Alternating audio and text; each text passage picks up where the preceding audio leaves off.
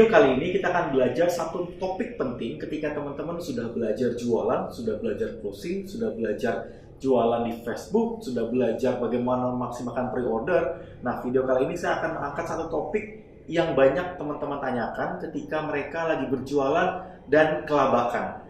Nah, PR-nya adalah ketika orang lagi banjir order, tinggal dua pilihan. Yang satu, diterima jadinya pusing, atau yang kedua, nggak terima alias ditolak-tolak. Kebayang teman-teman? Nah, inilah kondisi yang sering dialami ketika teman-teman yang lagi jualan kebanjiran order. Sehingga ini jadi PR. Ini jadi PR. Nah, PR ini punya solusi. Solusinya apa? Saatnya kita merekrut tim pendamping jualan. Merekrut tim pendamping jualan atau tim jualan. Ini apa Mas Hermas? Ini karyawan? Tidak. Ini bisa karyawan, juga bisa tidak. Tapi ini adalah orang yang mendukung teman-teman untuk nantinya membantu menjualkan produk pada saat ketika teman-teman banjir order. Kebayang? Nah, PR-nya, banjir orderan itu nggak tahu pas kapan. Bisa diprediksi nggak? Bisa. Nah, ketika teman-teman sudah prepare, udah kepikiran akan ada banjir orderan, ketika PO atau ketika lagi padat-padatnya, teman-teman harus mempersiapkan diri, perlu menyiapkan tim yang akan membantu pada saat teman-teman akan berjualan. Nah, saya akan coba share beberapa hal yang teman-teman bisa lakukan. Bagaimana mulai merekrut orang-orang yang membantu jualan Anda. Nah, dimulai dari kebutuhan. Kebutuhannya apa? Kalau teman-teman kebutuhannya adalah, Mas, saya itu kalau lagi banjir orderan, saya itu bingung untuk reply chat karena kebanyakan. Bener nggak? Bingung untuk reply chat karena kebanyakan. Saya bingung memprioritaskan posting edukasi atau packing. Nah, itu banyak banget yang nanya. Mas, saya bingung untuk menjawab reply di medsos, atau saya bantu cek rekening. Yang mana, Mas? Sebaiknya yang mana? Perhatiin baik-baik. Dimulai dari prinsip. Saya selalu mulai dengan prinsip. Mas, sebaiknya saya bantu reply chat, saya posting atau packing, saya sebaiknya bantu reply di medsos atau bantu cek rekening. Perhatiin baik-baik. Saya akan mulai mencoba mereminding. Tujuannya apa? Tujuan goal kita jualan itu apa? Ada dua tujuan. Yang satu, kita mau jadi pedagang online seumur hidup.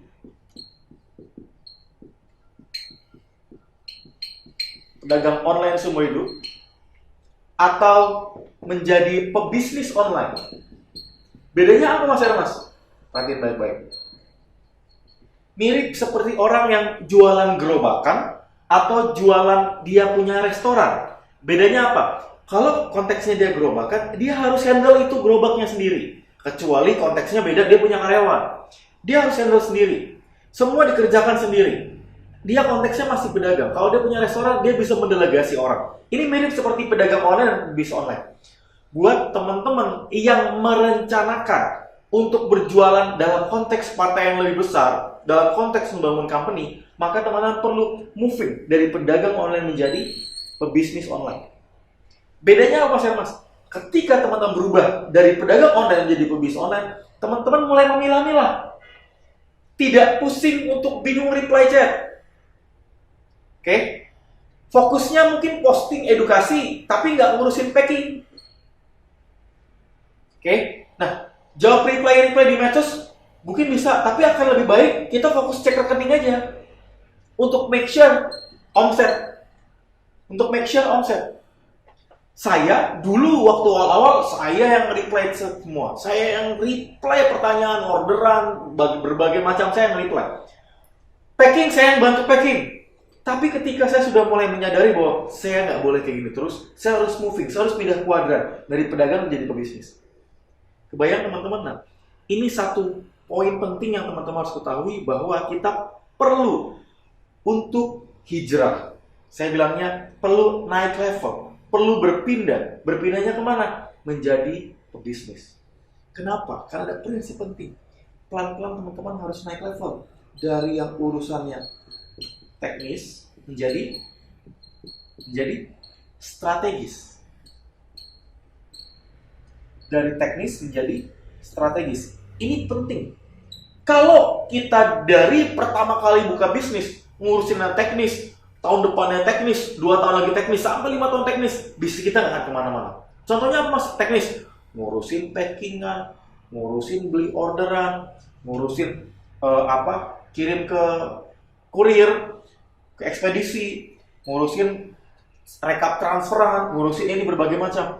Kita nggak akan bisa naik level untuk menjadi owner, karena kita masih sebagai pedagang. Mas, emang kalau pedagang salah? Enggak, saya nggak bilang salah. Tapi konteksnya adalah, kalau konteksnya teman-teman tidak naik level, semua dikerjakan sendiri. Saya hanya ngambil istilah bahwa seringkali pedagang konteksnya dia hands on to hands on. Dia pegang sendiri, dia yang benar-benar ngerjain semua sendiri. Semua dikerjakan sendiri. Sampai saya bilang, dulu waktu saya awal-awal antara merekrut karyawan atau nggak karyawan, saya punya kendalanya adalah saya orangnya ragu untuk mendelegasikan. Saya enggan untuk mendelegasikan. Berbagai macam alasan dan mungkin mental block saya akhirnya. Saya nggak mau, takutnya nanti nggak sempurna kerjainnya. Kalau saya delegasi, takutnya dia nggak sesuai dengan ekspektasi saya. Kalau saya delegasi, takutnya nggak sesuai dengan apa yang saya lakukan sebelumnya. Tapi kalau kayak gini terus, nggak akan pernah punya tim. Mas, ini karyawan nggak?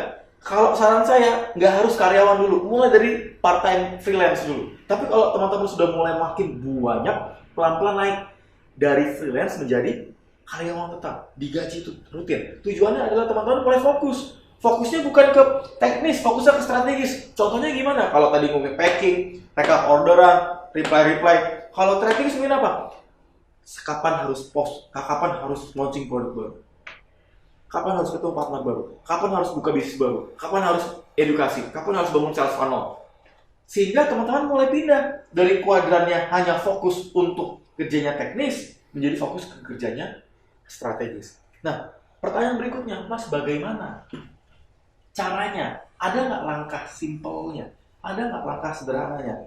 Saya selalu jawab, banyak langkahnya, panjang langkahnya. Dibikin rumit bisa, dibikin pusing bisa. Bahkan kalau kami di kantor Etnovet, saya bisa bikin rumit bisa. Saya bisa mulai dari proses rekrutmen, interview, psikotes, tes, wawancara di bagian user, sampai akhirnya di briefing, di sharing product knowledge, itu dibikin ribet bisa. Tapi untuk awal-awal teman-teman nggak perlu bikin ribet, mulai dari simple. Kenapa? Seringkali karena kita awalnya udah rumit, udah ribet duluan, nggak jadi mulai-mulai, bener nggak? Karena udah ribet duluan, nggak pernah punya karyawan pertama, nggak pernah punya tim pertama, karena semuanya dibikin ribet. Nanti gajinya gimana? Nanti kalau dia komplain gimana? Kalau nggak loyal gimana? Kalau nanti dia nilep gimana? Kalau dia nggak serius gimana? Kalau dia nggak blablabla gimana? Kalau akhirnya fokusnya apa? Mental block. Ini nggak boleh. Mental block terus. Nanti kalau ini gimana? Itu mirip orang kalau mau buka bisnis. Kalau misalnya nanti gini gimana? Kalau saya gagal gimana? Kalau karyawan saya yang sering ini. Kalau karyawan saya nanti jadi pebisnis juga, saingan saya gimana? Hey, saya percaya rezeki Tuhan, rezeki kita dari aturan Tuhan. PR-nya adalah gimana cara kita tetap jaga relasi dengan banyak orang dan bangun bisnis kita punya inovasi. Sehingga nggak masalah. Nah, PR-nya adalah kita jangan terlalu muter-muter ngurusin ini. Nanti gimana? Enggak, fokus simple aja. Simpelnya apa? Mulai rekrut, gitu aja. Mulai rekrut. Mulai dari mana, Mas? Dari kebutuhannya apa? Kalau kebutuhannya tim packing, tim yang reply chat, rekrut aja mulai. Siapa yang direkrut, Mas? Mulai ya, siapa yang direkrut? Bisa macam-macam. Mulai dari reseller Anda, bisa dari pembeli Anda. Tanyain aja. Gimana caranya? Tanya, mau nggak? join jadi tim saya. Tanya aja, Mas, kalau nggak ada yang mau. Saya yakin, masa dari 20 orang nggak ada yang mau? Kecuali dari 20 orang yang Anda tawarin, tanya, Mas, dapat berapa saya? Oh, itu tergantung. Ya, jangan tergantung, harus jelas dari awal. Dapat segini. Kalau ada hasil segini, kerja segini, dapat segini. Dari reseller, dari pembeli, dari teman, dari keluarga. Kebayang? Nah, ini yang menjadi proses pertama yang teman-teman lakukan.